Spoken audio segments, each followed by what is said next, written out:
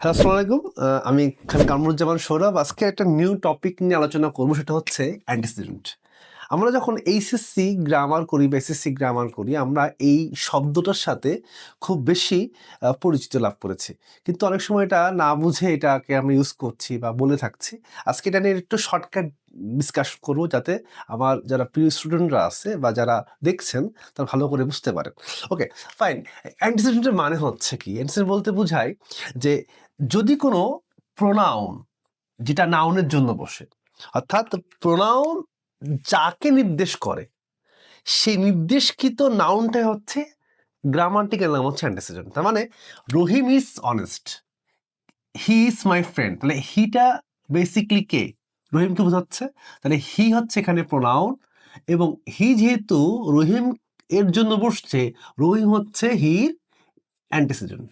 What is the meaning of antecedent? Antecedent বলতে বোঝায় প্রোনাউনটা যাকে নির্দেশ করছে ওই নির্দেশকৃত নাউনটাই হচ্ছে অ্যান্টিসিডেন্ট। তাহলে এখানে রহিম হচ্ছে এ হির অ্যান্টিসিডেন্ট। এবার 2 নম্বর বাক্য, I saw a little girl who was crying for her mother, she was afraid. ভালো করে বুঝতে হবে। এই পুরো বাক্যটার পরে আমি যদি শি ওয়াজ অ্যাফ্রাইডটায় যাই, তার মানে প্রথম বাক্যটার মিনিং কি আছে? আমি একটা ছোট বাচ্চাকে দেখলাম, বাচ্চা মেয়েকে দেখলাম যে কাঁদছিল তার মায়ের জন্য। শি ওয়াজ অ্যাফ্রাইড, সে খুবই ভীত। তাই সেটা বলতে কারে বোঝাচ্ছে? সেটা বলতে কি কোনো লিটল গার্লকে বোঝাচ্ছে, নাকি হার মাদারকে বোঝাচ্ছে? তার মানে এখানে বোঝা যাচ্ছে শিটা একটা প্রোনাউন, এর সম্ভাব্য অ্যান্টিসিডেন্ট মানে সি কারে কারে বোঝাচ্ছে, যাকে যাকে বোঝাচ্ছে সেই কিন্তু শির অ্যান্টিসিডেন্ট। অর্থাৎ আগের বার কিন্তু হিটা ছিল, হির অ্যান্টিসিডেন্ট ছিল রহিম, এটা ফিক্স ছিল, একটা অ্যান্টিসিডেন্ট ছিল। কিন্তু এই শির অ্যান্টিসিডেন্ট আমরা দুটো খুঁজে পাচ্ছি। একটা হচ্ছে কি লিটল গার্ল, আর হার মাদার হচ্ছে আরেকটা, তাই তো? কিন্তু আমাদেরকে উত্তর করতে হবে সেটা কি লিটল গার্লকে বোঝাচ্ছে নাকি হার মাদারকে বোঝাচ্ছে। তাহলে এখানে সেটা বোঝাচ্ছে হচ্ছে কাকে? অবশ্যই সে অ্যাফ্রাইড, সে খুবই ভীতি সন্তুষ্ট। কে ভীত? সে হচ্ছে little girl, a little girl. এটাই হচ্ছে শির কাঙ্ক্ষিত উত্তর।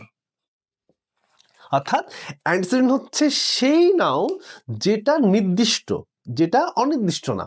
দ্বিতীয় নম্বর বাক্য, Rahim lost his book but he found it later. এখন দেখুন এখানে হিটার অ্যান্টিসিডেন্টকে, হিটা কি কোনো বুককে বোঝাচ্ছে নাকি রহিমকে বোঝাচ্ছে? অ্যাবসলিউটলি এখানে রহিমকে বোঝাচ্ছে। তাহলে হির অ্যান্টিসিডেন্টকে রহিম, হি হচ্ছে এখানকার প্রোনাউন। আর ইটটা কারে বোঝাচ্ছে?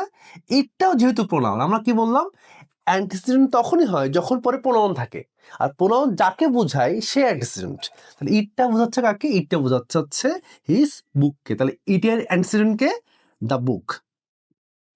তাহলে এটা হচ্ছে প্রোনাউন, আর এটা হচ্ছে ইটের অ্যান্টিসিডেন্ট। তাহলে আমরা বুঝতে পারলাম অ্যান্টিসিডেন্ট হচ্ছে কোনো প্রোনাউনের জন্য যে নাউনটা বসে।